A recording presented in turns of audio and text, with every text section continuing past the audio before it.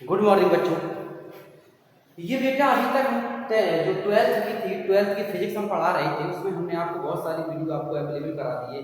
ठीक है, हम जो चैप्टर पढ़ा रहे थे उसका नाम था बेटा वैद्युत संधारित्र, जो था वैद्युत संधारित्र इलेक्ट्रिक कैपेसिटर आपका चैप्टर पढ़ा रहे थे। वो उसमें हमने न्यूमेरिकल भी और डेरिवेशन हर तरह से कंप्लीट करा दिया। जिनका नहीं देखा है वो लोग देख सकते हैं। ठीक है, आज से हम क्या कर रहे हैं, दो चीजें आज से हम एक नए तरीके से पढ़ाने की कोशिश कर रहे हैं। 2 बार का मेहनत करनी पड़े, इसलिए हम क्या कर रहे हैं बेटा, अब हिंदी मीडियम और इंग्लिश मीडियम यानी बाइलिंगुअल पढ़ाएंगे आपको। ठीक है बेटा, अब जितने वीडियो बनाए करेंगे 12th के उसमें आपको हिंदी और इंग्लिश एक ही वीडियो में दोनों लैंग्वेज में पढ़ाया करेंगे, यानी बाइलिंगुअल आपको पढ़ाया करेंगे। ठीक बेटा, हिंदी भी बताएंगे और इंग्लिश भी बताएंगे, प्रत्येक चीज को दोनों लैंग्वेज में आपको बताएंगे। ठीक है, चलो हम शुरू कर दें। तो हम थोड़ी सी बात बता दें बेटा, इंग्लिश मीडियम का जो बीच में छूट गया है वो हम आगे पढ़ा देंगे। अब हम आगे से 4 चैप्टर शुरू कर देंगे। जो भी बच्चे देखेंगे आपके पास जो बुक होगी बेटा, बुक में इस चैप्टर का बुक जो है उसमें आपका ये 5 नंबर का चैप्टर है। क्यों? क्योंकि जो आपका पोटेंशियल इलेक्ट्रिक पोटेंशियल वाला चैप्टर है उसको हमने फर्स्ट चैप्टर में इंक्लूड करके पढ़ाया है। इसमें पढ़ाया है जो आपका थर्ड चैप्टर है, थर्ड चैप्टर हमने फर्स्ट चैप्टर में इंक्लूड कर दिया। इसका नाम है इलेक्ट्रिक पोटेंशियल, तो हमने फर्स्ट चैप्टर पढ़ा दिया। इसलिए मेरे हिसाब से ये 4 नंबर का चैप्टर होगा और बुक्स के हिसाब से 5 नंबर का चैप्टर होगा। ठीक है, चलो तो ये सब बातें छोड़ करके चैप्टर जो शुरू करते हैं उसका नाम है बेटा, फिजिक्स फर्स्ट पढ़ा रहे हैं, चैप्टर 4 है और चैप्टर का नाम है वो है वैद्युत प्रतिरोध तथा ओम का नियम। हिंदी मीडियम वाले बच्चे क्या रखेंगे बेटा, वैद्युत प्रतिरोध तथा ओम का नियम। छोटे-छोटे शब्द जो है उनकी इंग्लिश में हिंदी मीडियम वाले बच्चे याद रखेंगे, इंग्लिश बहुत जरूरी है। और इंग्लिश मीडियम वाले का चैप्टर का क्या नाम है बेटा, electric resistance and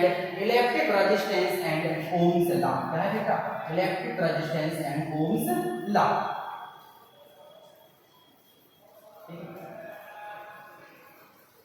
electric resistance और ओम्स लॉ ये आपका चैप्टर है। ठीक है, इलेक्ट्रिक रेजिस्टेंस और ओम्स लॉ की हम बात कर रहे हैं, चैप्टर है। अब इसको हम शुरू करते हैं, आराम से रिलैक्स होकर एक चीज को बहुत ही हम डिटेल से देखेंगे। सबसे पहले तो बेटा वैद्युत प्रतिरोध है, जिसे हम इंग्लिश में क्या बोलते हैं, इलेक्ट्रिक रेजिस्टेंस। इलेक्ट्रिक रेजिस्टेंस यानी वैद्युत प्रतिरोध कहते हैं। इसमें सबसे पहले तो आपको पता होना चाहिए हम लोग करंट किसे कहते हैं, क्या पता होना चाहिए। तो सबसे पहले हम लोग पढ़ेंगे वैद्युत धारा। क्या पढ़ेंगे बेटा, वैद्युत धारा। सबसे पहले हम लोग बेटा वैद्युत धारा पढ़ेंगे और वैद्युत धारा हम लोग इंग्लिश में क्या कहते हैं बेटा, वैद्युत धारा जो है, वैद्युत धारा को हम लोग इंग्लिश बोलते हैं इलेक्ट्रिक करंट। इलेक्ट्रिक करंट क्या देखते हैं हम लोग बेटा, इलेक्ट्रिक करंट। सबसे पहले हम लोग पढ़ते हैं इसका नाम बेटा वैद्युत धारा। वैद्युत धारा मतलब इलेक्ट्रिक करंट। सबसे पहले हम इलेक्ट्रिक करंट के बारे में पढ़ेंगे। करंट होता क्या है सुनिए। करंट से रिलेटेड आप लोगों ने बहुत बार बता रखा है, एक फॉर्मूला होता है बेटा जो हमें पता है, Q = I। 10th में पढ़ा था सब लोगों ने, पढ़ा था Q = I। अगर हम I = पढ़ें तो आपका हो जाएगा Q/T। क्या हो जाएगा बेटा, I = Q/T। ये हमारा हो गया। मुझे पता है कि Q है, ध्यान से ना, ये जो Q है इसको हम लोग हिंदी में क्या बोलते हैं बेटा, आवेश। और इंग्लिश में इसी को हम क्या बोलते हैं, चार्ज। क्या बोलते हैं, चार्ज। नीचे जो T लिखा है इसको हम हिंदी में क्या बोलते हैं बेटा, समय। क्या बोलते हैं, समय। और इंग्लिश में इसी को हम लोग क्या बोलते हैं, टाइम। धीरे धीरे Q = I Q होता है तो I = Q/T। ये जो Q होता है, Q को हम लोग क्या बोलते हैं, Q को हम लोग बोलते हैं आवेश और चार्ज कहते हैं कि हमारा समय होता है, इसे टाइम कहते हैं। ठीक है, चलो यहां से मुझे करंट बनाना। तो करंट बेटा किसी भी कोई भी हमारा डिवाइस होता है, डिवाइस का करंट फ्लो होता है। करंट जो फ्लो होता है वो किसके, करंट जो फ्लो होता है, धारा जो बहती है वो किसके अकॉर्डिंग बहती है, किसकी सहायता से बहती है, आवेश की। किसकी सहायता से, आवेश की सहायता से। मुझे इसकी डेफिनेशन लिखनी है, चलो देखो। हिंदी मीडियम वाले बच्चे कैसे लिखेंगे, उनको हमने बिल्कुल आराम से समझाया है कि नीचे वाली चीज नीचे जो लिखा करे उसमें एक शब्द लगा देते हैं। परिभाषा बनाना सिखा रहे, उसमें एक शब्द लगा देते हैं एकांत। क्या लगा देते हैं बेटा, एकांत। हिंदी मीडियम वाले बच्चों से सिखा रहे। पहले T लिखा है, T को हम लोग हिंदी में क्या बोलेंगे बेटा, एकांत। तो इसे बोलेंगे एकांत। एकांत में है क्या, समय। तो एकांत समय में किसी परपथ में, एकांत समय में किसी परपथ में प्रवाहित क्या है बेटा, आवेश। एकांत समय में किसी परपथ में प्रवाहित आवेश को विद्युत धारा कहते हैं, इसे I से प्रदर्शित करते हैं, इसका मतलब एम्पियर। बात समझ में आई है? तो सिंपल सी लैंग्वेज, नीचे टी लिखा, टी मतलब समय होता है, समय के लिए एकांक शब्द लगाएंगे अपॉन वाले, तो क्या कहेंगे बेटा? एकांक समय में किसी परपथ में प्रवाहित आवेश को विद्युत धारा कहते हैं, इसे I से प्रदर्शित करते हैं, इसका मतलब एम्पियर होता है। ठीक है, चलो मात्रा की बात करते हैं, कौन कौन से होते हैं ये देखो। अब इंग्लिश मीडियम वाले बच्चे कैसे लिखेंगे? तो हमने बताया बेटा नीचे जो लिखा होता है उसमें क्या बोलते हैं? एकांक को हम क्या बोलेंगे? यूनिट। क्या बोलेंगे बेटा? यूनिट या दर जो होती है, हम इसको दर भी बोल सकते हैं। हिंदी में क्या बोल सकते हैं बेटा? दर। क्या बोल सकते हैं बेटा? दर शब्द का यूज करते हैं जब भी अपॉन में टाइम होगा, सिर्फ टाइम के लिए। जब भी अपॉन में टाइम होगा तो टाइम के लिए एक शब्द हम लगा सकते हैं, वो लगा सकते हैं दर। क्या लगा सकते हैं बेटा? दर। तो क्या होता है? किसकी दर है बेटा? आवेश। किसी परपथ में आवेश के प्रवाह होने की दर को विद्युत धारा कहते हैं, ऐसे बोल सकते हैं। किसी परपथ में आवेश के प्रवाह होने की दर को विद्युत धारा कहते हैं, इसे I से प्रदर्शित करते हैं। इंग्लिश मीडियम वाले बच्चे कैसे कहेंगे बेटा? ये दर लिखा है, दर को हम इंग्लिश में क्या बोलते हैं? रेट। दर को इंग्लिश में क्या बोलते हैं? रेट बोलते हैं। तो हम लोग क्या बोल सकते हैं बेटा? दर को क्या बोलेंगे? रेट। तो any circuit flow the charge the rate is called the electric current। क्या कह सकते हैं? Electric current. यानी जो दर होती है, किसकी दर? हमेशा हमने किसके अकॉर्डिंग बताया? टाइम होता है। टाइम एक शब्द लगाते हैं इंग्लिश का, वो क्या लगाते हैं बेटा? रेट लगाते हैं। क्या लगाते हैं? रेट। ठीक है, तो कोई भी सर्किट होता है, इलेक्ट्रिक सर्किट होगा तो नॉर्मल सर्किट होगा, तो इलेक्ट्रिक सर्किट होगा। इन a electric circuit flow the electric charge the rate is called the electric current, it's denoted by I, its unit is ampere। क्या बोलते हैं? its unit is ampere। इसकी जो यूनिट होती है वो एम्पियर होती है और इसे I से डिनोटेड करते हैं। ठीक है, और अगर इसकी नई परिभाषा देखना चाहो तो एक नई परिभाषा होती है, ऐसे करके हम बोल सकते हैं the change phenomenon per second in an electric circuit is the measure of electric current is that circuit। जिसका जो सर्किट होता है उसके सर्किट में जितना भी इलेक्ट्रिक जो चार्ज होगा वही हमारा क्या कहलाएगा? इलेक्ट्रिक करंट कहलाएगा। एक और हम थर्ड परिभाषा इसकी बना सकते हैं रेशियो के अकॉर्डिंग। जैसे Q हमारा क्या है? Q हमारा आवेश है, चार्ज है, और T क्या है? टाइम है। तो हम ये कह सकते हैं क्या हो सकता है? the ratio of electric charge and time taken is called the electric current। क्या कह सकते हैं बेटा? ये बिल्कुल सिंपल सी परिभाषा है। the ratio of electric charge and time taken is called the electric current, it's denoted by I, its unit is ampere। ठीक है, चलो ये तो आपको हमने समझा रहा कि छोटी छोटी बातें कौन सी इसकी डेफिनेशन हमने परिभाषा से समझे। ठीक है, चलो हिंदी मीडियम इंग्लिश मीडियम दोनों मीडियम बच्चे क्लियर हो गए। चलो अब हम थोड़ी सी बात करते हैं इसकी यूनिट के ऊपर। किसके ऊपर? यूनिट कैसे बनती है, कौन कौन सी यूनिट होती है, यूनिट के ऊपर थोड़ी बात करते हैं। यूनिट, हम इसकी यूनिट के ऊपर बात करते हैं, इसकी यूनिट क्या होती है। तो यूनिट की अगर हम बात करें बेटा छुटंकी सी, यूनिट के ऊपर अगर बात करें, छुटंकी सी बात करें यूनिट के ऊपर, तो मेरी एक बात याद रखो कौन कौन सी बन सकती है। देखो जैसे हम बात करें किसकी बेटा? करंट यानी धारा। क्या कहेंगे बेटा? धारा, और इंग्लिश में क्या कहेंगे? करंट। इसकी यूनिट कैसे बनेगी? देखो बेटा ये Q क्या है? आवेश। इंग्लिश में क्या कहेंगे? चार्ज। तो इसकी क्या होती है बेटा? इसका जो मात्रक होता है, यानी जो इसकी यूनिट होती है वो होती है कूलम। ठीक है, टाइम की क्या होती है बेटा? सेकंड। मुझे पता है कूलम के लिए क्या लगाते हैं? C, और सेकंड के लिए क्या लगाएंगे बेटा? सेकंड होता है तो इसके लिए हम सेकंड लिख देंगे।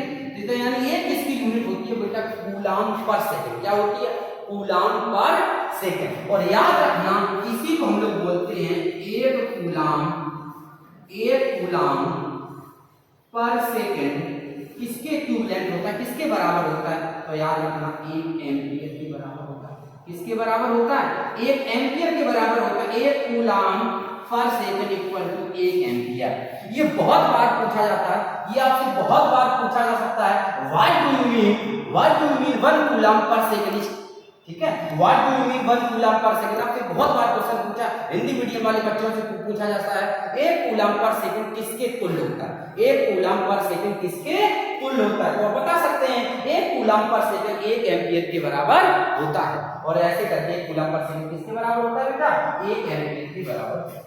ठीक बात, चलो इतनी सी बात क्लियर हो गई। अब इसकी छोटी छोटी यूनिट और देख लेते हैं। इसमें से कुछ न्यूमेरिकल से रिलेटेड हमसे कुछ यूनिट पूछ देता, जैसे याद रखना कुछ, ठीक है। ये रिमेंबर ऐसे कुछ ऐसे बोल सकते हैं नोट, ठीक है।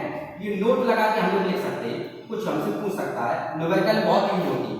जैसे हमने आपसे पूछा 1 माइक्रो एम्पियर, तो याद रखेंगे 10 की पावर -6 एम्पियर होता है। हमने आपसे पूछा 1 नैनो एम्पियर 10 की पावर 10 पावर -9 एम्पियर होता है बेटा। एक angstrom ampere 10 to the power -10 ampere होता है। आपसे पूछा 1 पिको एम्पियर 10 की पावर -12 एम्पियर होता है। एक फर्मी एम्पियर एक फर्मी एम्पियर इक्वल टू 10 की पावर -15 एम्पियर होता है। एक मिली एम्पियर इक्वल टू होता है 10 की पावर -3 एम्पियर होता है। एक किलो एम्पियर इक्वल टू होता है 10 की पावर +3 एम्पियर होता है। एक मेगा, एक गीगा, तो इस प्रकार बहुत सारी चीजें आपसे बेटा रिलेटेड पूछ सकता है। और जब भी न्यूमेरिकल पूछा जाएगा इसी में से आपको वैल्यू दी जाएगी, कभी भी डायरेक्ट वैल्यू नहीं दी जाती बेटा कि आपको न्यूमेरिकल में डायरेक्ट वैल्यू दे दी गई कि आपको 1 एम्पियर 2 एम्पियर 3 एम्पियर, नहीं, वो माइक्रो एम्पियर में देगा, पिको एम्पियर में देगा, फर्मी में देगा, तो नैनो में देगा, इस पर घुमा के देगा जो आपको कन्वर्ट करना पड़ेगा। ठीक है, तो ये आपकी नोट्स लगा के आप लिख सकते हैं कॉपी में। ये आपके काम की चीजें न्यूमेरिकल में, ये आपकी बहुत काम आएंगी, ये आपको परेशान यहाँ से काम करो।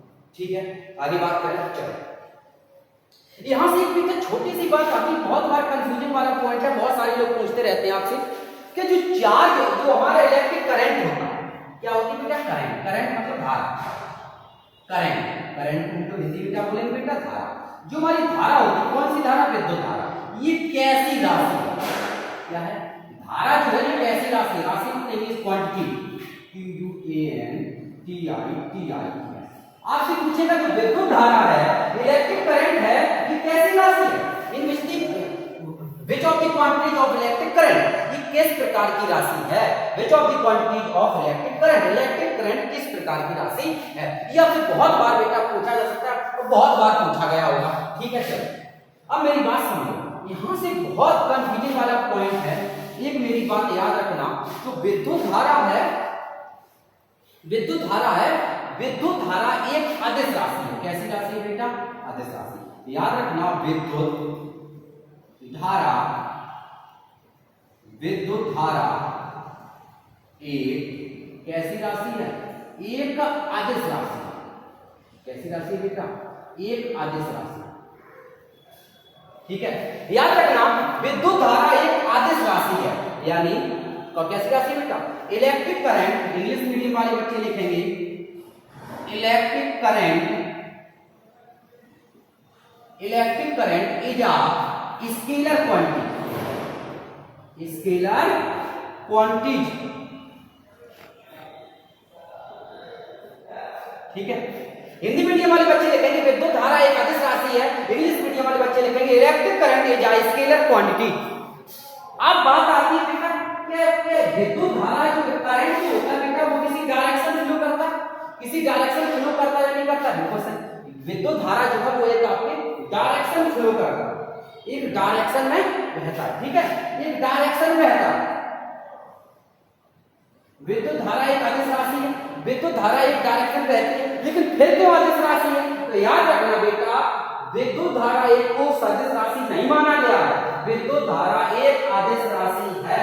और ये भी कंफ्यूजिंग वाला पॉइंट है, इसलिए याद रखना इसको अभी भी कंफ्यूजन में रखा गया है।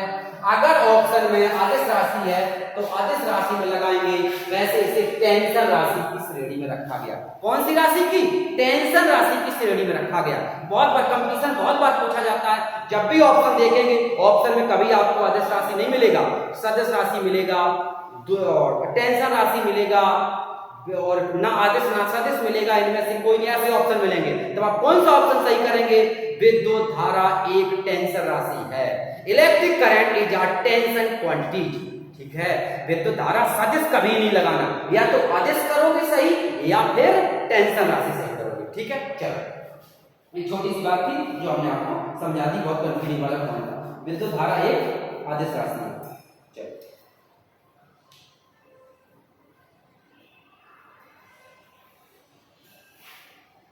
अब हम बात करते हैं बेटा ये जो विद्युत धारा होगी, अब विद्युत धारा के रूप में हम लोग बहुत सारी चीजें पढ़ते हैं।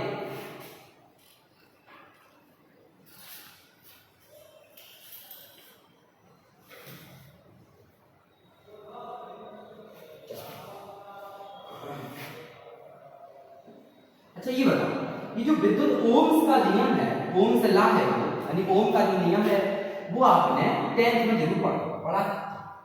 10th पढ़ा, 10th में क्या पढ़ा था बेटा, कुछ याद है?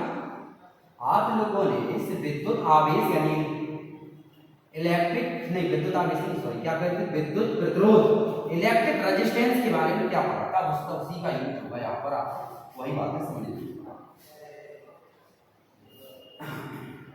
ठीक है। चलो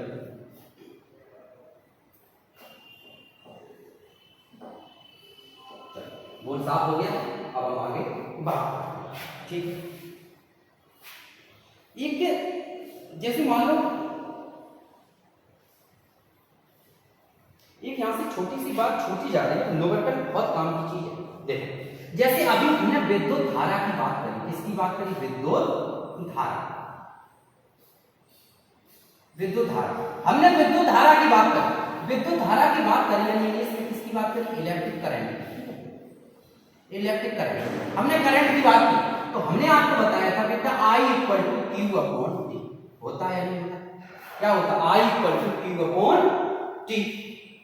अच्छा I equal to Q upon T होता है, लेकिन अच्छा I equal to Q upon T, ठीक है। एक मुझे पता है बेटा, अगर मेरे पास कोई ऐसा पार्टिकल्स हो, कोई ऐसा कण हो, हम आपसे बोले कोई पार्टिकल्स है, वो किसी वायर में है, तार होता वायर है, और उसमें क्या फ्लो हो रहा है, करंट फ्लो हो रहा है, करंट फ्लो हो रहा है, तो करंट किसके अकॉर्डिंग फ्लो होता है पता है, करंट किसके द्वारा, विद्युत धारा किसके द्वारा बहती है, जब आवेश बहता है, यानी इलेक्ट्रिक चार्ज जब फ्लो करता है तभी भी आपको इलेक्ट्रिक करंट फ्लो करता है, ठीक है, इतनी बात पता है। तो उसका जो पार्टिकल्स है, वो पार्टिकल जब मूव करेगा तो मूव करने की उसकी स्पीड कुछ होगी, उसका वेग कुछ होगा, उसकी वेलोसिटी कुछ होगी, इसके अकॉर्डिंग इसका फॉर्मूला बनता है। न्यूमेरिकल बहुत घूम जाता है, न्यूमेरिकल में बताएंगे कैसा आता है। हमने कहा बेटा उसका वेलोसिटी उसकी v है, मतलब उसका इंग्लिश मीडियम वाली वेलोसिटी, हिंदी मीडियम वाली वेग, उसका जो वेग है बेटा v है, तो तुम्हें पता है चाल अगर उसकी v है तो चाल इक्वल टू क्या होता है बेटा, चाल बराबर दूरी बटे समय, यानी speed equal to distance upon time, क्या डिस्टेंस अपॉन टाइम। हमने ऐसे समझेगा, मान लो बेटा ये मेरे पास एक वायर है, ठीक, ध्यान समझना, ये मेरे पास वायर है, ठीक, वायर के जो कॉर्नर है, एक कॉर्नर ए और दूसरा कॉर्नर बी, वायर के दो कॉर्नर हैं, एक कॉर्नर ए और दूसरा कॉर्नर बी। इस वायर में जो करंट फ्लो हो रहा है वो कितना फ्लो हो रहा है, कितना फ्लो हो रहा है, आई। ये जो वायर है, इस वायर में आई करंट फ्लो हो रहा है, ठीक। जब ये करंट फ्लो हो रहा है तो सिंपल सी बात है बेटा, करंट पॉइंट ए से पॉइंट बी तक जाएगा।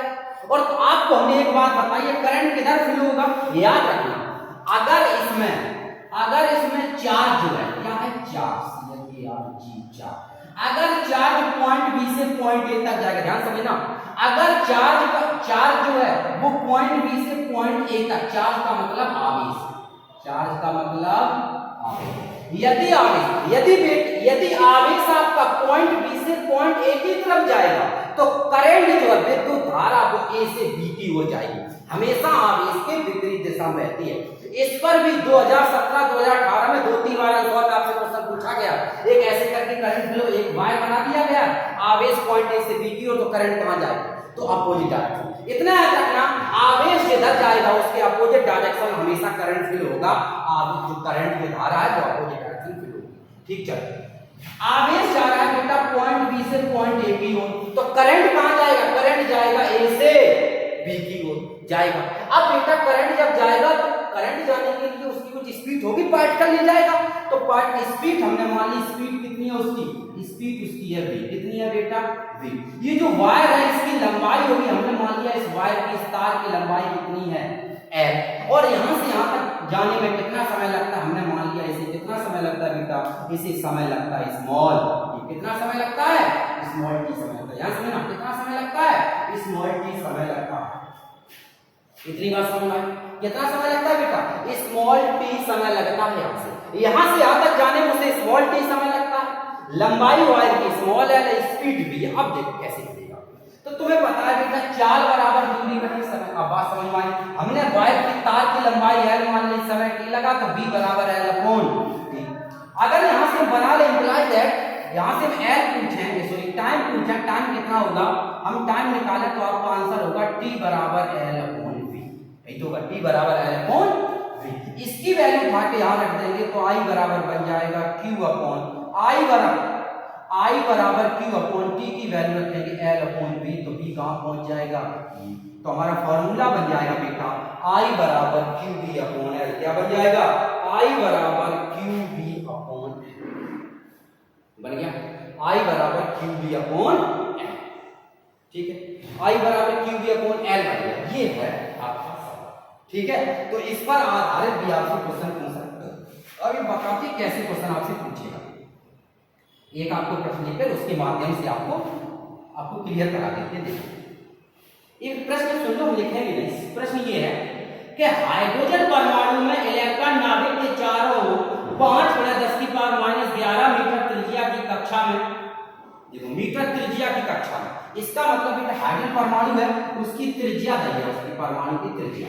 हाइड्रोजन परमाणु की कक्षा में r बराबर कितना दिया, 5 × 10⁻11 5 × 10⁻11 मीटर त्रिज्या कक्षा में 2.2 × 10⁻6 मीटर पर सेकंड के वेग से, इसकी वैल्यू दी है 2.2 × 10⁻6 मीटर पर सेकंड के वेग से भ्रमण करता है। इसके समतुल्य वैद्युत धारा का मान ज्ञात कीजिए।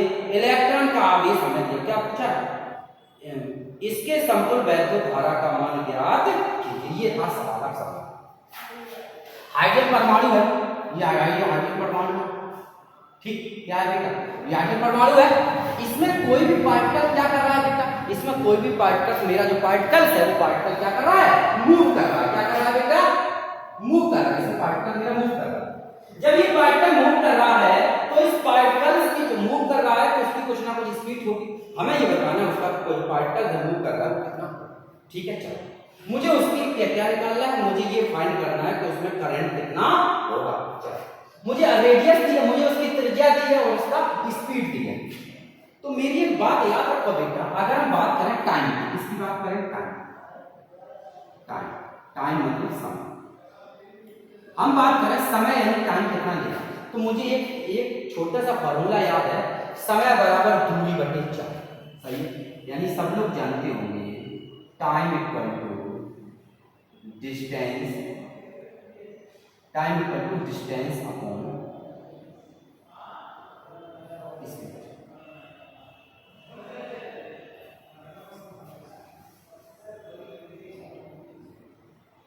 ठीक है, ठीक है, या कर दिया वेलोसिटी या चार्ज दिया वेलोसिटी, ठीक है, वेलोसिटी जो भी आपको दिया, time equal to distance upon velocity यानी टाइम। ठीक है, दोनों वेलोसिटी और स्पीड दोनों एक ही चीज है, स्पीड कर लीजिए, ये स्पीड कर लीजिए। ठीक है, चलो देखो होता क्या है।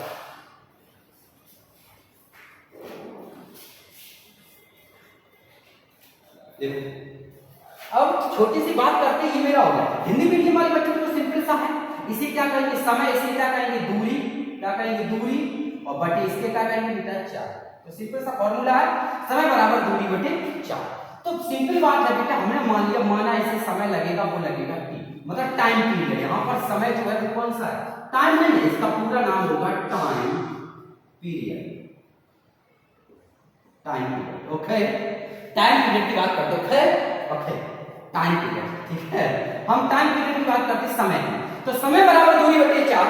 बेटा सिंपल सी बात है, अगर हम समय दूरी की बात करें तो आप किसी एक सर्कल पर मूव कर रहे हैं, उस सर्कल पर मूव कर रहे हैं, तो सर्कल पर मूव करने में डिस्टेंस कितनी आप ट्रेवल करेंगे, डिस्टेंस ट्रेवल करेंगे, जो आपका सर्कल है उसकी टोटल बाउंड्री, सर्कमफ्रेंस, उसकी टोटल बाउंड्री कितनी होगी, तो आपको पता है उसकी बाउंड्री की बात करें कितनी होगी बेटा 2 पाई r सर्कमफ्रेंस। तो यहां से इसकी जो टोटल डिस्टेंस हो जाएगी वो हो जाएगी बेटा 2 पाई r, और स्पीड हमने कितनी बताई बेटा v।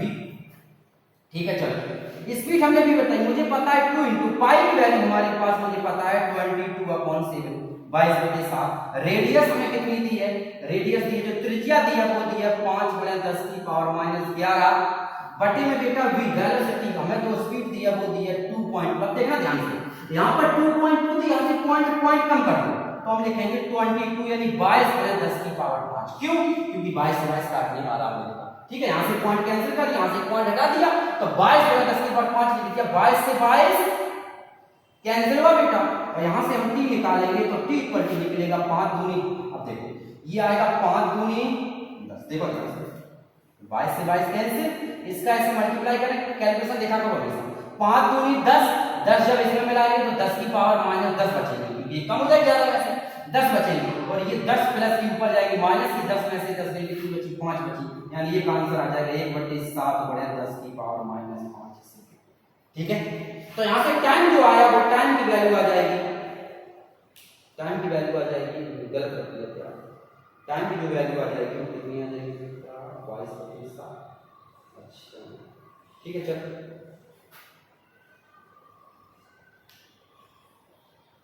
ठीक है इतनी वैल्यू आ गई, सही है यहाँ तक क्लियर लिखा है। ठीक है यहाँ से कितना आया मेरा, यहाँ पर मेरे पास वैल्यू जो आ गई बहुत ध्यान समझना, यहाँ पर वैल्यू जो आ गई वो आ गई कितनी बेटा 1/1/10⁻⁻5 सेकेंड। बिल्कुल सिंपल सा है, सवाल हमने लिखा नहीं है फिर भी आराम से समझो। क्या लिखा, हाइड्रोजन परमाणु है, कोई हाइड्रोजन परमाणु में इलेक्ट्रॉन के नाभिक के चारों ओर इतने मीटर की त्रिज्या और इतनी स्पीड से दौड़ रहा है। हमें क्या करना है, हमें ये बताना है कितनी धारा उसमें प्रवाहित होगी, विद्युत धारा, बस इतना सवाल था। तो हमारे पास टाइम आ गया। ठीक अब आपको एक चीज हमने बताई होगी बेटा, अगर टाइम पीरियड है तो आपको पता है कि स्मॉल एन होती है, हमने बताया होगा बेटा relation between frequency and time period, relation between frequency and time period, यानी हिंदी में बोले हमने आपको लिखाया होगा बेटा आवर्त काल और आवृत्ति में संबंध, आवर्त स्मॉल एन और कैपिटल टी में संबंध। तो इसके लिए हमने फॉर्मूला आपको बताया होगा स्मॉल एन बराबर 1 कैपिटल टी, स्मॉल एन बराबर 1 कैपिटल टी। तो स्मॉल एन बराबर कैपिटल टी की वैल्यू रखेंगे यहाँ और पलट देंगे बेटा, तो ये हो जाएगा 7 × 10⁻⁻5 से कितनी हो जाएगी +5, और इसका मात्रा क्या होता है बेटा पर, सही है। तो यहाँ स्मॉल एन की जो वैल्यू आ गई वो आ गई बेटा 7 × 10⁵ पर सेकंड, यानी 7 × 10⁵ पर सेकंड के हिसाब से इसकी वैल्यू आ गई। ठीक है चलो अब हम बात करते हैं चार्ज की, इसकी बात करते हैं बेटा चार्ज की। हम चार्ज की अगर बात करें तो मुझे पता है बात किसकी कर रहा है बेटा, इलेक्ट्रिक और इलेक्ट्रॉन, और इलेक्ट्रॉन की बात कर रहा है तो इलेक्ट्रॉन का चार्ज हमारा डिसाइड होता है, कितना होता है 1.6 × 10⁻⁻19 कूलम हमारा चार्ज होता है। सही है, आपको डिसाइड होगा जब भी हम चार्ज की बात करें, आवेश की बात करें तो आवेश होता है 1.6 × 10⁻⁻19 कूलम का आवेश होता है। ठीक है चलो अब मुझे मेरे पास आवेश हो गया, मेरे पास कितना आवेश है, कितने इलेक्ट्रॉन है, और ये 1 इलेक्ट्रॉन का आवेश है, और 1 इलेक्ट्रॉन का आवेश है, और मेरे पास तो हमने फर्स्ट चैप्टर पढ़ाया है Q बराबर N, 10 पढ़ा, याद है पढ़ाया था Q बराबर N, यानी charge equal to number of electron into charge of the one electron is called the electric charge. हमने बताया था small q equal to n, यहां से हम बात करें स्मॉल q, n मेरे पास कितना है, नंबर ऑफ इलेक्ट्रॉन कितना है, ये नंबर ऑफ इलेक्ट्रॉन ये फ्रीक्वेंसी रिलेशन बताता है, तो नंबर ऑफ इलेक्ट्रॉन मेरे पास कितने हैं बेटा, वो है 7 × 10⁵, और 1 इलेक्ट्रॉन का ये चार्ज होता है 1.6 × 10⁻⁻19, मल्टीप्लाई कर देंगे 11.2 × 10⁻⁻14 कूलम। ठीक है कितना आ जाएगा 11.2 × 10⁻⁻14 कूलम, ये इस पर क्या आ जाएगा बेटा, ये इस पर चार्ज आ जाएगा। ठीक है क्या आ जाएगा बेटा, चार्ज आएगा। देखो जरा सही लिखा गलत लिखा,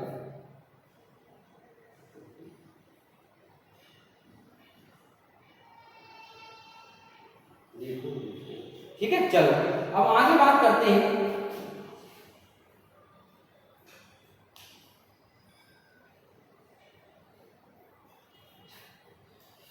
-15, 10 × 10⁻⁻15, 10⁻⁻6, स्पीड मेरे पास कितनी थी 22। ठीक है ये देखो यहाँ से थोड़ी सी मेरी मिस्टेक हो गई, तभी नहीं समझ में आ रहा। ये देखो प्लस के 5 है 10 की पावर 5 प्लस का लिखा ऊपर जाएगा तो किसका होगा बेटा माइनस का। तो यहाँ से 10 15 तो ये 15 होगा, सही लिखा था 15 होगा, 1 1 नहीं लिखा है 15, ठीक है। ये भी 15 होगा, यहाँ जाएगा माइनस की 15 होगा, ये किसकी 15 होगा प्लस, ठीक है 15। तो यहाँ से मल्टीप्लाई करेंगे 15 कितना हो जाएगा बेटा 1 नहीं, ठीक। तो यहाँ से जो हमारा चार्ज आएगा बेटा वो हमारा चार्ज आया है small q equal to 11.2 into 10 की पावर -4 कूलम। चार्ज आ गया। हमसे पूछा क्या है इलेक्ट्रिक करंट, क्या पूछा बेटा करंट, तो हमसे करंट धारा पूछी है, फॉर्मूला होगा I equal to q upon t। हम बात करें I की तो I बराबर q की वैल्यू है 11.2 into 10 की पावर -4 इनटू टाइम कितना लगा। तो टाइम की अगर बात करें तो टाइम हमें मुझे पता है कि किस हिसाब से निकालेंगे पर सेकंड के हिसाब से। तो यहाँ 1 रख देंगे तो I की जो वैल्यू आ जाएगी वो आ जाएगी 1.12 10 की पावर -3 एम्पीयर। इसमें कितना करंट फ्लो होगा, करंट जो फ्लो होगा वो होगा 1.12 into 10 की पावर -3 एम्पीयर। ये हमारा क्या होगा बेटा, ये हमारा यहाँ से करंट फ्लो होगा। और अगर चाहो तो इसको हटा दो, 10 की पावर -3 हटा दोगे तो आ जाएगा 1.13 मिली एम्पीयर। क्या हो जाएगा 1.13 मिली एम्पीयर, ठीक है।